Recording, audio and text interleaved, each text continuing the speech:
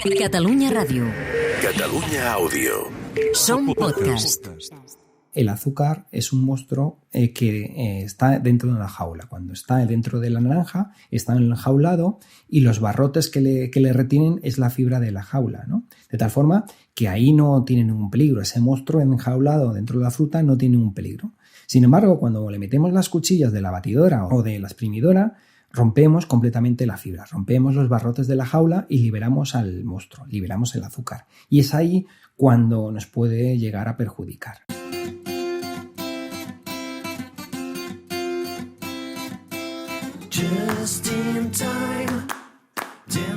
Hola, soy Antonio Rodríguez, responsable de sinazúcar.org, una iniciativa que pretende mostrar el azúcar oculto en los productos industriales. Sants i estalvis. La salut que depèn de tu. Hola, com esteu? Això és el Sants i Estalvis i avui al programa parlarem d'un dels ingredients que més problemes de salut causa. No és l'únic, evidentment, perquè ja sabeu que sempre expliquem que les coses són multifactorials, però sí que és un dels responsables o dels principals responsables d'alguns dels problemes de salut que tenim avui en dia. Obesitat, diabetis tipus 2, problemes de molts tipus, que són responsabilitat, com dèiem, del sucre. Avui parlarem amb una persona que l'any 2016, si no m'equivoco, va començar una campanya per informar, per divulgar sobre els efectes nocius que té el sucre sobre l'organisme, però sobretot per informar la població de la quantitat de sucre amagat que hi ha en la majoria de productes que trobem al supermercat. Aquella iniciativa es deia, i encara es diu, sinazúcar.org, i ara el seu promotor, l'Antonio Rodríguez, acaba de publicar un llibre que es diu La vida es más dulce sin azúcar. Descubre la cara oculta de los alimentos procesados y apuesta por una dieta libre de azúcares y llena de vida. Avui ho sabrem gairebé tot sobre el sucre amagat que hi ha als productes industrials. Antonio, muy buenas tardes, ¿qué tal? Muchas gracias. Hola, muy buenas tardes. Bueno, tenemos aquí delante tu último libro, porque no es el primero, el último, La vida es más dulce sin azúcar, donde nos explicas un poco el gran lío que tenemos todos desde hace muchos años y que no siempre es culpa nuestra con el tema del azúcar, ¿no? ¿Por qué estamos todos tan liados con el azúcar? Así en general, luego ya vamos a ir entrando en detalle, pero ¿por qué crees que estamos todos tan liados con el tema? Pues principalmente por la industria. La industria aprovecha el tema del azúcar para obtener negocio y vender sus productos. Entonces no puedo hablar claramente de los perjuicios del azúcar porque se les desmontaría parte de sus ingresos e intentan hablar del azúcar hablándonos de supuestos beneficios. Nos llegan incluso a decir que el azúcar es bueno para la salud, ¿no? Y no hay que ir muy lejos. Hoy mismo he leído un publireportaje en el que se decía esto. Cuando tú recibes desde la industria, por el marketing de esta gente, miles de hits todos los días, ¿vale? Es muy complicado que desde los nutricionistas o los programas de salud se pueda contrarrestar. Sí, claro, porque es... voy a usar una frase que usas mucho, que una comparación, es un poco David contra Goliat permanentemente, ¿no? Eso es, ten en cuenta que la industria tiene mucha pasta, utiliza la publicidad para decirnos que sus productos son muy buenos y generalmente te cuentan siempre la media verdad. Es decir, no pueden mentir de forma descarada en la publicidad porque eso sería ilegal, pero sí que te pueden contar la verdad a medias, ¿no? Y así te dicen que su producto tiene un montón de vitaminas y minerales, pero se les olvida decir que, por ejemplo, tiene un montón de azúcar, ¿no? No verás en la publicidad, y este producto es alto en azúcar, no, te dirán, y este producto es alto en minerales, ¿no? O en vitaminas. Es decir, al final la publicidad intenta manipular al consumidor para que compre sus productos, ¿no? Y de eso hablamos en el libro, en el apartado de la industria, el poder de la industria. Hablamos de técnicas de neuromarketing que se utilizan para hacer que los consumidores elijan productos cargados de azúcar. O sea, ya vemos que el tema del azúcar, el consumo del azúcar, nuestra relación con el azúcar no siempre es culpa nuestra. La industria nos ha colocado en la cabeza una serie de informaciones, en el mejor de los casos sesgadas, en el peor de los casos totalmente interesadas, para que consideremos que el azúcar es esencial para nuestra dieta y para nuestra salud, ¿no? Sí. Vamos a echar un poco para atrás. ¿Cuándo empieza esta relación tuya o esta cruzada un poco contra... No es tanto contra el azúcar, sino que es contra la industria, ¿no? Casi seguramente, porque porque vaya, el azúcar también se puede usar de una manera más o menos adecuada en según qué contextos, ¿no? Pero en general es una cruzada contra la industria que nos quiere engañar con el azúcar, ¿no? ¿Cómo empieza sinazúcar.org? Pues mira, yo soy una persona muy deportista y dentro de buscar una mejor nutrición, mi nutricionista me dijo que podía ser una buena idea reducir el consumo de azúcar, ¿no? Entonces yo, muy sorprendido, le dije, oye, yo es que tomo el café con sacarina, ya está, ¿no? No hay nada más que reducir, ¿no? Dice, no, te equivocas. Y me empezó a contar y empecé a leer y algunas cosas que descubría me sorprendían bastante, ¿no? El azúcar se encontraba en algunos productos que yo consideraba saludables. Y de esa sorpresa inicial mía, cuando intento hablarlo con la gente de mi entorno, casi me miran raro, ¿no? Porque ten en cuenta que esto era 2016, no se hacía tanto foco sobre el azúcar.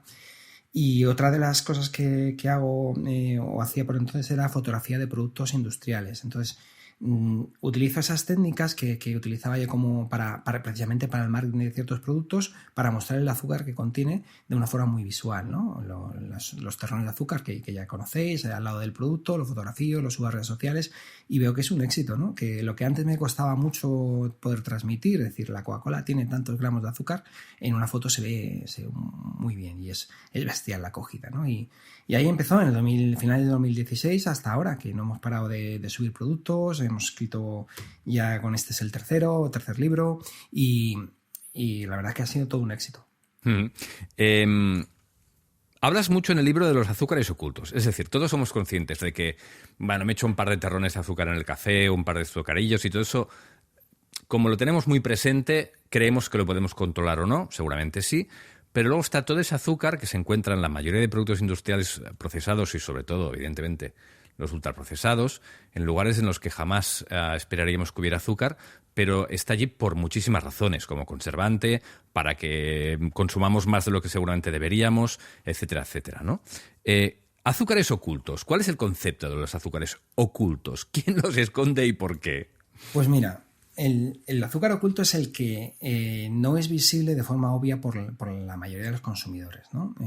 La legislación obliga a que en el etiquetado estén declarados en la información nutricional los azúcares, pero muchas veces la gente no consulta las etiquetas, muchas veces están pues, en tamaño muy pequeño o desconoce sinceramente cómo interpretarlas y otras veces el problema está en que el fabricante utiliza sus artimañas para esconder el azúcar, ¿no? Y por ejemplo, en la lista de ingredientes no declara el azúcar como tal, sino utiliza sinónimos como dextrosa, que no todo el mundo sabe que el dextrosa es un sinónimo de glucosa, que es un azúcar, ¿no? Sin ir más lejos, hoy mismo he publicado la foto de una infusión para bebés para ayudarles a dormir. El producto es un 95% azúcar. Dices, una infusión para bebés, estamos hablando de 6 meses, que el 95% es azúcar, pues das la vuelta a la etiqueta y pone ingredientes dextrosa y no sé si era tila o algo así. Es decir, ¿por qué no han puesto azúcar? Porque hay un interés claro que el papá que compre ese producto o la mamá que compre ese producto no diga, ostras, el 95% es azúcar, ¿no?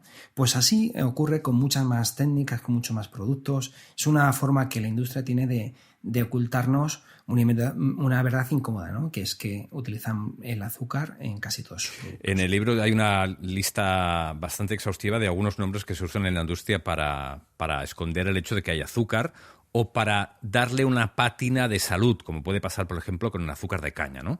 O el azúcar integral, que todos pensamos que es mejor. Luego hablaremos de lo que pensamos que es mejor, que no lo es, ¿no? Pero aquí tenemos azúcar de caña, azúcar moreno, concentrado de fruta, dextrosa, fructosa, glucosa, jarabe de glucosa, melaza, miel, panela, sacarosa, sirope de agave. Siempre que leamos esto en una etiqueta, lo que tenemos que leer realmente es azúcar.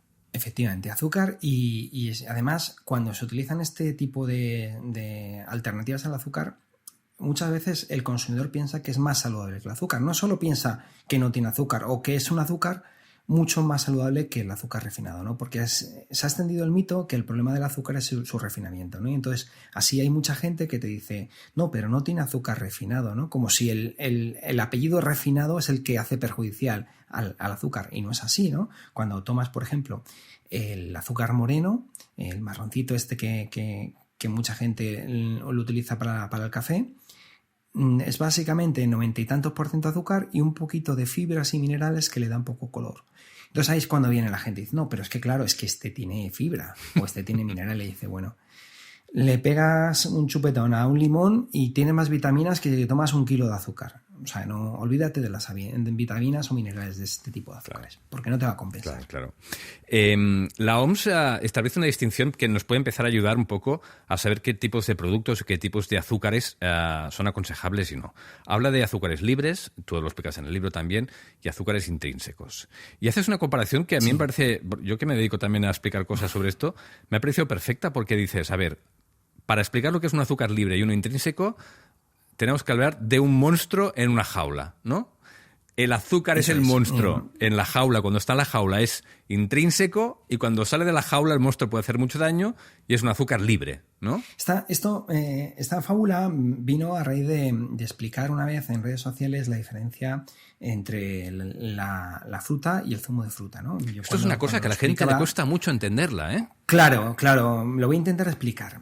Cuando tú tienes una fruta, por ejemplo, vamos a hablar de una naranja, el azúcar está dentro de esa naranja, formando parte de su estructura. Básicamente, si tuviésemos un gran microscopio, lo veríamos ahí dentro de las estructuras de fibras y está como encapsulado.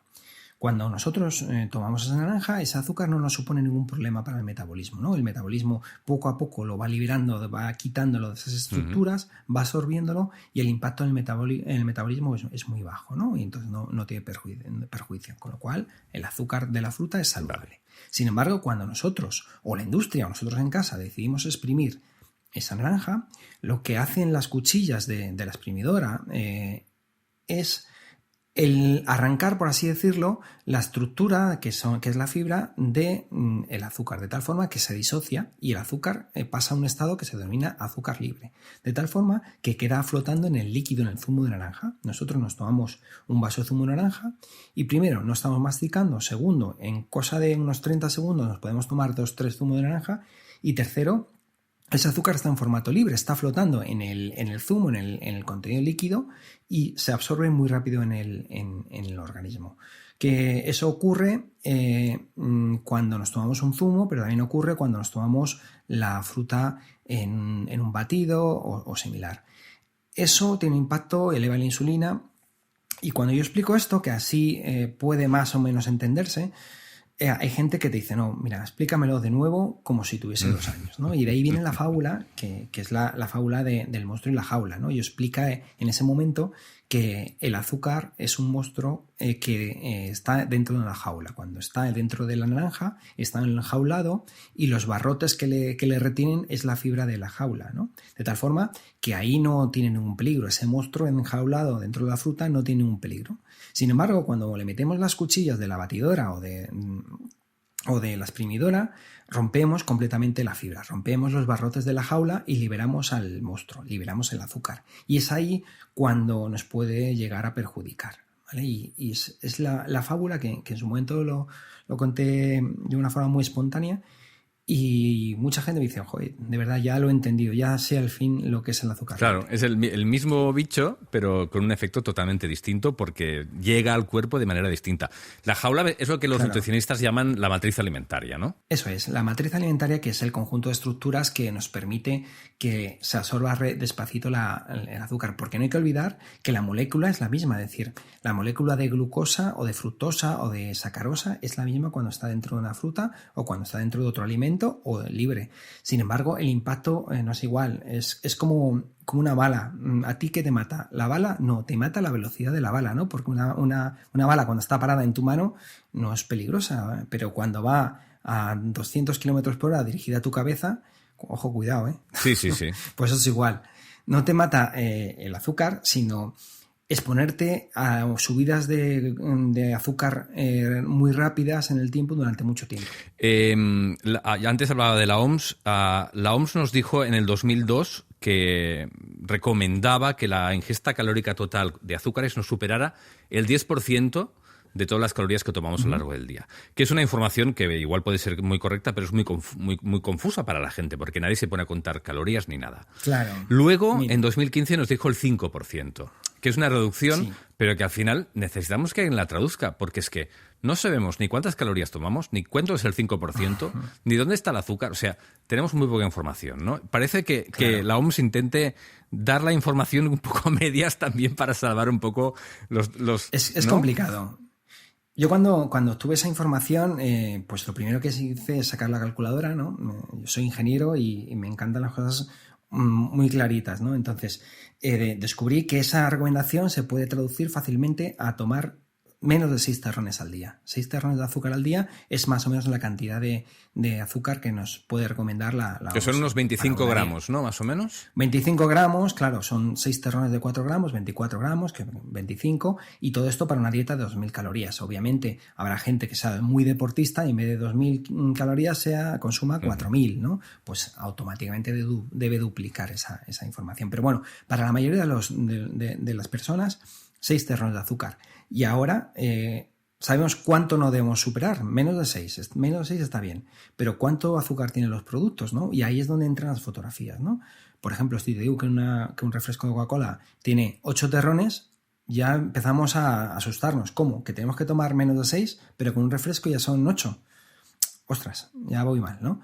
Y parte del impacto que producen las fotografías en azúcar.org es que se muestra muy visual. Eso que nos cuentan organismos con el 10% de las calorías deben provenir. Claro, totalmente. Claro, eso es lo que sorprende más, ¿no? Que enseguida llegamos a los 25, lo superamos. Y hay un problema con esto que es, por una parte, mucha gente cree que es una recomendación de mínimos, ¿no? Toma 25 gramos como recomendación cuando dicen, no, como mucho, toma 25. Si no tomas azúcares, no pasa absolutamente nada. Eso por una parte, ¿no?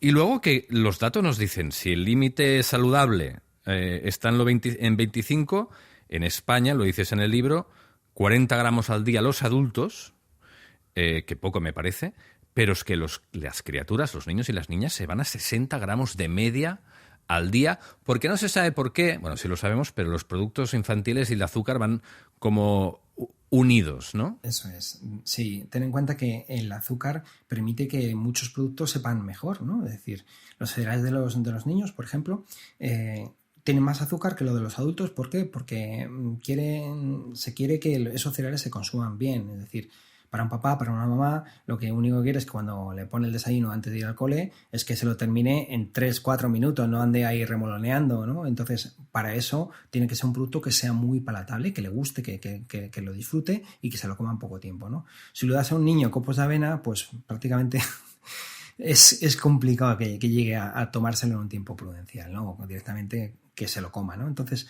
la industria lo sabe, añade azúcar para que sean productos que el niño lo acepte, y además es un problema, es un círculo vicioso, porque cuanto más azúcar tienen estos productos, el paladar del niño se acostumbra a esos sabores y necesita aún más azúcar para tener ese placer, ¿no? De tal forma que muchas veces el paladar de los niños está adulterado, es lo que se llama el aumento del umbral del dulzor, y no solo estos productos no les saben tan dulces, sino que el resto de los alimentos, no sé, por ejemplo, unas judías verdes, claro, no les saben a nada, ¿no? Entonces, ¿cómo podemos pretender que mi hijo no me come? Pues a lo mejor hay que preguntarse qué merienda o qué desayuna, porque si está sometido a unos productos muy dulces, seguramente cuando se vaya a tomar un plato de verdura no le guste o no quiera o no la apetezca. Claro, cualquier cosa que no sea dulce, amarga, picante, lo que sea, le parece un atentado a las papilas gustativas. Eso en el caso de que note el sabor, ¿no? Que a veces precisamente lo dulce lo enmascara todo, ¿no? Es que no deja de ser curioso que los niños pobres sean las principales víctimas de este exceso de azúcar, ¿no? Sí.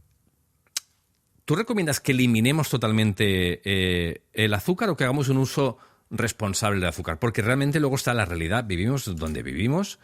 También de vez en cuando el azúcar está relacionado de manera lícita, me parece a mí, con el placer. Es decir, tomarse un pastel un domingo cada 4 meses no es ningún problema. Pero claro, es muy difícil cuando se hacen recomendaciones a la población en general decirlo de esta manera, porque si dices sí, toma un poco, no será un poco, será mucho. Si dices no tomes nada, es qué exagerado es este tío, me está privando de la felicidad, ¿no? ¿Cómo se conjugan estos dos elementos? Claro, yo lo que invito a la gente es que haga el ejercicio de primero saber cuánto azúcar consume Y segundo, hacer un ejercicio de reducción del azúcar, ¿no? Porque cuando reduces el contenido de azúcar por el camino, no solo reduces el azúcar, sino reduces alimentos ultraprocesados, ¿no? Te descubres que como muchos productos ultraprocesados llevan azúcar, al retirar el azúcar, retiras el elemento ultraprocesado y al final tu salud te lo agradece. Entonces, en el libro planteamos un plan de 3 semanas en el que cada semana tienes una serie de actividades, una serie de ejercicios para reducir el consumo de azúcar. El objetivo no tiene por qué ser azúcar cero. Oye, que si lo es, adelante.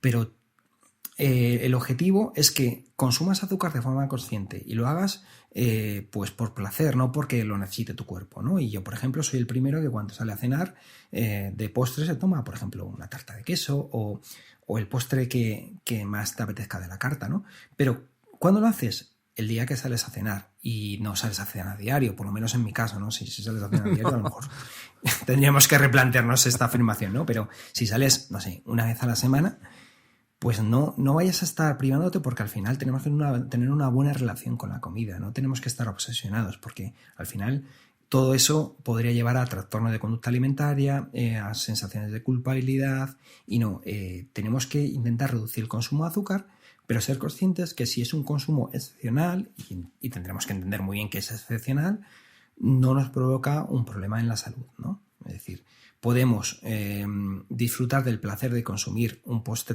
tradicional, pero si el resto de la semana tenemos una dieta equilibrada y en el que evitamos el azúcar superfluo. Claro, porque además sabemos perfectamente que la salud, no solo por suerte o por desgracia, no solo depende de un solo nutriente, de un solo alimento, sino que es un conjunto de factores en los cuales entra la alimentación, la actividad física, es decir, 1000 cosas, ¿no? Y el azúcar es una de las cosas que podemos hacer que son importantes o muy importantes, pero no es la única, ni mucho menos, ¿no? Eso es.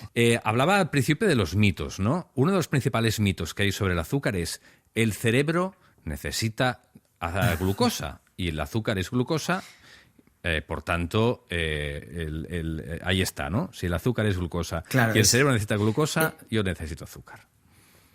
Fíjate que es una afirmación muy sencilla, pero que es complicado rebatir para quien no quiere entenderlo, ¿no? Porque efectivamente el cerebro utiliza la glucosa, pero tenemos que entender que la glucosa se obtiene de los alimentos y no solo de los alimentos con azúcar. Cuando tú tomas, por ejemplo, una paella, el arroz contiene almidón. El almidón es una cadena larga de hidrato de carbono en el que si lo miras en el microscopio son muchas moléculas de glucosa todas encadenadas, ¿no? Nuestro organismo es capaz de romper ese almidón del arroz en moléculas chiquititas y de ahí obtiene la glucosa, ¿vale? Para nutrir el cerebro. Así que no nos tenemos por qué preocupar en consumir productos con azúcar, porque nuestro organismo es sabio y es capaz de obtener el azúcar allí de donde no lo hay. Uh-huh. Así que nada de excusas. Tengo aquí delante un texto de un anuncio de los años 80 que citas en el libro que me parece increíble porque visto desde el siglo XXI es increíble. Dice, que no te cuente más historias, que no sigan intentando explicarte que las imitaciones son tan buenas como el original. Lo que a ti te gusta es el azúcar, como a todos. Así que, enhorabuena, porque por una vez lo que te gusta es lo que debes tomar. El azúcar es parte necesaria, básica, de una dieta equilibrada. Es el principal combustible de tu cuerpo. Y aquí va el tema. El cerebro la necesita para seguir actuando a todo ritmo. Claro, y el sistema nervioso, bla, bla, bla. O sea, que aquí hay un panegírico sobre el azúcar, mezclando cosas que son ciertas con cosas que son mentira, que claro, eso la gente de a pie, que no tiene la formación suficiente para entender ni siquiera qué es el metabolismo, pues le parece todo bien, ¿no? Es complicado luchar con estas cosas y pensar que este anuncio estaba en prensa y lo anunciaba una institución que defendía el consumo de azúcar, ¿no? Pues sí, todo esto hoy en día cuesta encontrarlo, ¿vale? Pero se disfraza de 1000 formas. Hoy mismo he leído un artículo en un periódico de tirada nacional que hablaba sobre los beneficios del azúcar de coco, ¿no? Y hablaba que los beneficios del azúcar de coco eran prácticamente casi maravillosos. Te ayudaba a crecer tus músculos, a tener a los niños a crecer más rápido, a tener las defensas más activas. En el fondo es exactamente lo mismo, lo que pasa es que le han dado una vuelta como de ciencia, ¿no? Y lo que antes te decían que es bueno porque sí, ahora te dicen el azúcar de coco es bueno porque tiene vitamina D, o la vitamina que sea, que no me conozco exactamente qué vitaminas tiene el azúcar de coco. Entonces, como tiene vitamina D, analizan los beneficios de la vitamina D, y si uno de los beneficios de la vitamina D es ayuda a tus defensas, la persona que ha escrito el artículo ha dicho, si tomas azúcar de coco, serás inmune a ciertas enfermedades. ¿Por qué? Yo no sé qué razonamiento hay detrás de ese periodista que ha escrito. No sé si es una colaboración pagada o es un publireportaje o simplemente es ignorancia, ¿no? Pero ese artículo está escrito hoy en día. Sí, sí. Hablábamos también antes de las alternativas al azúcar, porque una de las cosas humanas, evidentemente, es que hay mucha gente que entiende que debe reducir o eliminar, pero vamos a quedarnos en reducir el azúcar de su dieta, pero quiere seguir experimentando el sabor dulce en aquello que está comiendo porque se ha acostumbrado por las razones que sean. Entonces, ahí hay un error posible que es voy a buscar alternativas al azúcar y caemos en miel, en siropes, en dátiles triturados, por llevarnos por citar un tema de actualidad, y dices, o puré de frutas, por ejemplo, ¿no? No, este pastel lo he hecho con puré de dátiles o con zumo de manzana, ¿no? Cuando en realidad estamos un poco en el mismo sitio, ¿no? La miel tiene el mismo efecto metabólico que el azúcar, los dátiles triturados o la fruta triturada también, etcétera. Eso es.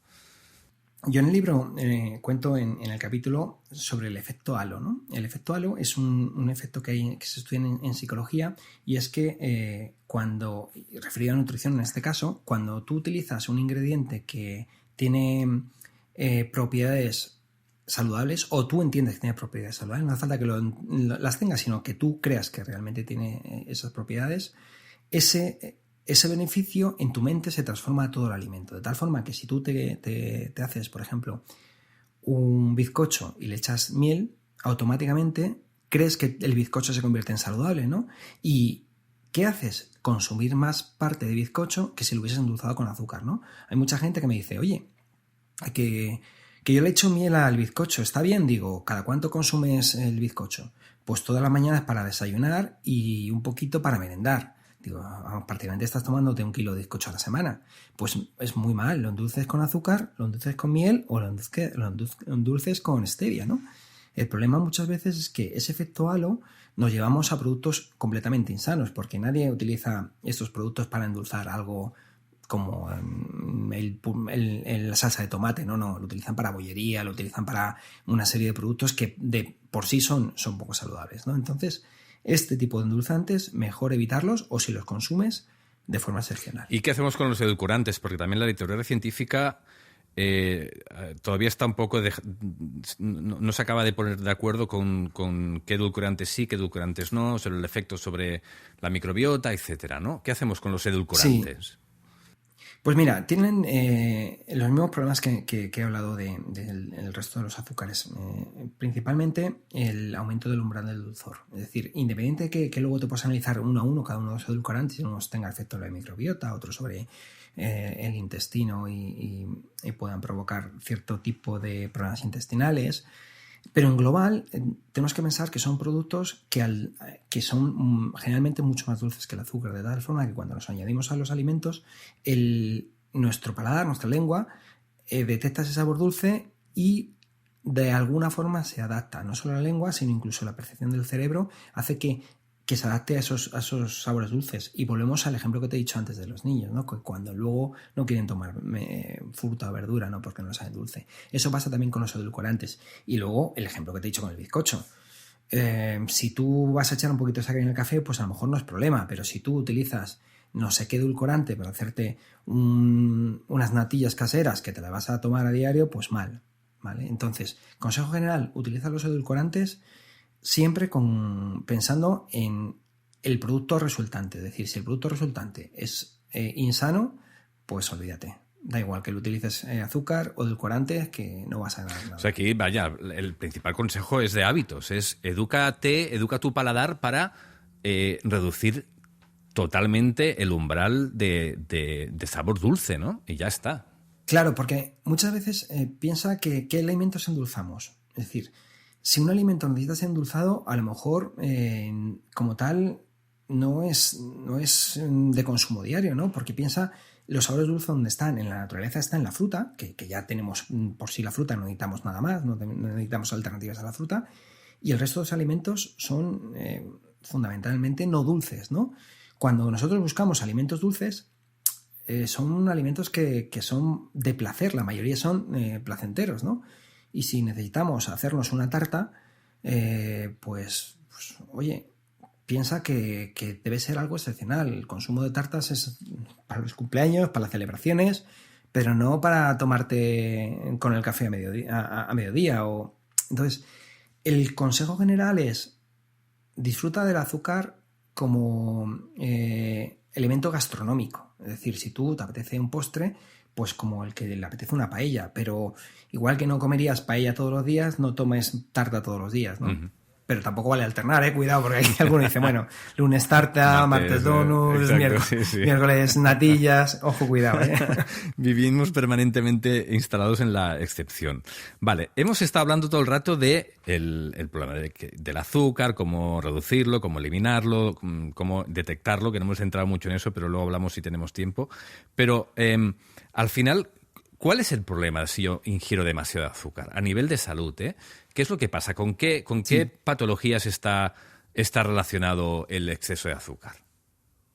Pues mira, desde las menos importantes, en el sentido de que tienen menos perjuicio para la salud, como es la caries, y aquí hay que hablar que la caries aparentemente es poco perjudicial si lo comparamos con el resto, pero cualquier odontólogo nos puede decir que es el punto de entrada para otras muchas enfermedades, o sea que cuidado, que no digamos, bueno, yo me cepillo los dientes y ya me puedo comer dulces, no es así, ¿no? Y luego pasamos a sobrepeso y obesidad y una serie de problemas de salud que van asociados, ¿no? Diabetes de tipo 2, la obesidad muchas veces es un factor de riesgo para problemas cardiovasculares, incluso hay algunos tipos de cáncer que están asociados con la obesidad, y si pensamos que el azúcar puede llegar a provocar obesidad, pues indirectamente el azúcar puede tener algún tipo de efecto sobre el cáncer, ¿no? Y todo esto parece que detrás de todos estos problemas está la resistencia a la insulina, que es un problema que todavía no es muy conocido, ¿no? Pero la resistencia a la insulina se produce cuando nuestro cuerpo se acostumbra a tener los niveles de insulina elevados de forma constante y de alguna forma deja reaccionar a esa insulina, ¿no? Recordemos que la insulina la produce nuestro páncreas de forma natural para gestionar el azúcar o los hidratos de carbono cuando los ingerimos. Si nosotros tenemos una dieta alta en azúcares durante todo el día, nuestro páncreas genera insulina que se mantiene de forma elevada y nos podemos llegar a hacer resistentes a la insulina. Y detrás de la resistencia a la insulina, problemas de tensión, problemas de colesterol, problemas cardíacos, una serie de problemas que, bueno, están detallados en el libro, pero tampoco es cuestión de agobiar a la gente. Bueno, no, pero vaya, si hay un problema para agobiar a la gente es que a la gente le interesa, o sea que no te preocupes por entrar en detalle. O sea que sabemos la recomendación de mínimos o de máximos para la salud de la OMS, sabemos los efectos que causa. No hemos entrado mucho en las tretas que utiliza la industria para colarnos todo ese azúcar, ¿no? Lo hace a través del etiquetaje, lo hace a través de la publicidad, lo hace también a través y este es un poco preocupante también, ¿no? Comprando o subvencionando determinados estudios o determinadas sociedades científicas para que hagan conclusiones pues un poco concretas sobre cosas. No hay mucho juego limpio ahí, ¿no? Con el tema de la industria. No. Ten en cuenta que al final la industria utiliza el azúcar para ganar dinero. Es decir, el azúcar es igual de dinero cuando lo utiliza la industria. Más que nada porque hace que un producto se venda más. Un producto, cuanto más azúcar tenga, bueno, siempre dentro de unos límites, es más apetecible y se vende mejor, ¿no? Además, dura más en las estanterías, hace que el beneficio sea mayor porque el azúcar es un ingrediente barato, ¿no? Y cuanto más azúcar utilices, menos ingredientes de otro tipo, ¿no? Entonces, al final, hace que la industria quiera utilizar el azúcar en todos sus productos, ¿no? Y todo eso nos lleva pues a lo que ya sabemos, ¿no? Que utilizan tretas como pagar a sociedades médicas para que hablen bien del azúcar o cedan su logotipo, ¿no? Es conocido el caso de algunas sociedades médicas que ponían su logotipo en productos como los cacaos solubles, ¿no? Ponían algo así como avalado por la sociedad X, sí, ¿no? O las galletitas de dinosaurios y estas cosas. Las galletas de los dinosaurios también venía avalado por una sociedad médica, ¿no? Entonces, cuando empiezas a tirar del hilo, lo denuncias en redes sociales, la sociedad médica tiene que decir, no, cuidado, que nosotros solo hemos dicho al fabricante que puede utilizar su logotipo, pero en ningún caso decimos que recomendamos que se consuman estas galletas, ¿no? Entonces, a ver, si a cambio de dinero has dejado tu logotipo y ellos lo pueden poner en el producto, indirectamente estás avalando. Claro.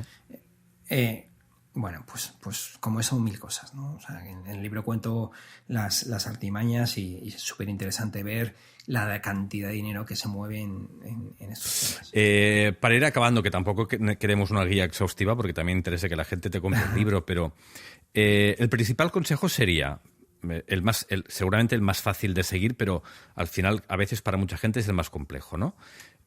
Comprar alimentos que no tengan etiquetas que tú no tengas que leer para saber si hay azúcares ahí o no. Es decir, un plátano es un plátano, una judía es una judía y ya está. Pero a vez en cuando nos gusta comprar un producto con etiqueta. ¿Qué buscamos en una etiqueta? Pues hay dos puntos que leer. Ingredientes, información nutricional. Empecemos por orden. Los ingredientes.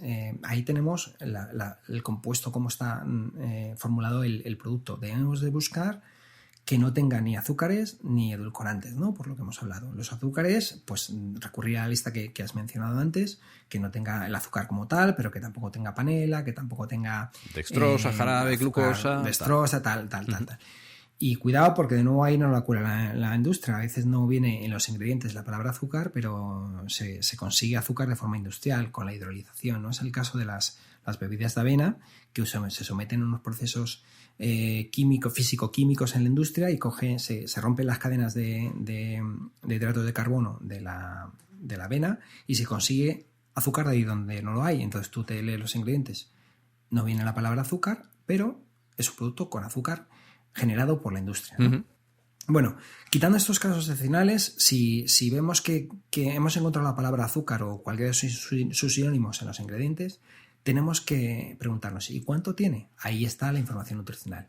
Hay un apartado que es hidratos de carbono y por debajo los cuales azúcares. Ahí vienen los gramos que tiene cada 100 gramos de producto. Pero de nuevo, aquí también nos la pueden colar. Muchas veces se utilizan trucos las empresas para no declarar cuánto azúcar hay en los 100 gramos. Por ejemplo, en los cacaos solubles, ¿no? La ley les permite indicarlo no por 100 gramos de producto, sino por 100 mililitros de producto preparado, ¿no? Es decir, cuando el Colacao o el Nesquik pueden tener del orden del 70% de azúcar, tú te vas a su etiqueta de información nutricional y solo ves que tiene a lo mejor 10 gramos. Y dices, ¿cómo es posible, no? Del 70% a 10 gramos, ¿no? Pues porque la ley lo permite, ¿no? Entonces, a veces se complica y por eso tenemos que tener los ojos muy abiertos, ¿no? Y por todo esto redunda en el azúcar oculto, ¿no? Y es casi volver a cerrar todo lo que hemos hablado, ¿no? Es volver al principio. El azúcar oculto está en todos los lados, la industria no lo cuela y tenemos que estar con los ojos muy abiertos. Para que la gente tenga un poco una idea, 100 mililitros es medio vaso, ¿no? Medio vaso, que nadie se toma medio vaso de Colacao o de Nesquik, ¿no? Sino que nos tomamos un vaso o más, que son 250 o 300, más, ¿no? Con lo cual ya te vas directamente pues, a 30 gramos fácil de azúcar. El libro es súper interesante, le abre los ojos, le verá los ojos a mucha gente que todavía va un poco perdida con el tema del azúcar, a pesar de que cada vez se habla más, gracias al trabajo de Antonio Rodríguez, por ejemplo, con sinazúcar.org y ya está. Yo, nada, muchas gracias por la entrevista, por el trabajo que has hecho, porque lo que decía, le abre los ojos a mucha gente de una forma sencilla y nos permite entender cuánto azúcar llevan los alimentos, ¿no? Claro, y el feedback que estoy teniendo del libro es una extensión del proyecto, ¿no? Me alucina la cantidad de gente que me escribe por privado para decir que efectivamente les ha ayudado a abrir los ojos, ¿no? Es decir, las fotos ya habían hecho el trabajo bastante bueno y había conseguido enseñar a la gente dónde estaba el azúcar, pero ahora con el libro damos un paso más allá, ¿no? Y explicamos todo, cada uno de los detalles del porqué, de cómo reducir y a la gente le está gustando mucho. Así que yo estoy muy contento con la iniciativa, con el libro y el resultado de la gente. La vida es más dulce sin azúcar, editado por Plataforma Actual. Antonio Rodríguez, muchas gracias. A ti. Venga, un saludo.